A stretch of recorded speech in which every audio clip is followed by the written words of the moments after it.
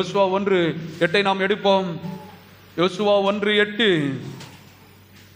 கானான் தேசத்துக்கு போல, அங்கே குடியிருக்கவில்லை. ஆனால் கானான் தேசத்திற்கு போவதற்கு முன்பாக, அதை அடைவதற்கு முன்பாக நீ என்ன பேச வேண்டும் என்பதை தேவன் அங்கே கற்றுக் கொடுக்கிறார். வாசிப்போம்.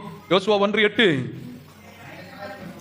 இந்த நியாயப்பிரமாண புத்தகம் உன் வாயை விட்டு பிரியாது இருப்பதாக, இதில் எழுதியிருக்கிறவன் படியெல்லாம் நீ செய்ய கவனமாய் இருக்கும்படி இரவும் பகலும் அதை தியானித்துக் கொண்டு இருப்பாயாக.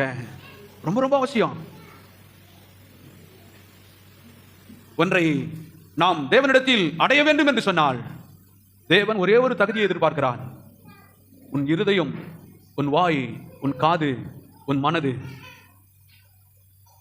இதெல்லாம் தேவனுடைய வார்த்தைக்கு சம்பந்தப்பட்ட ஒரு காரியங்கள்.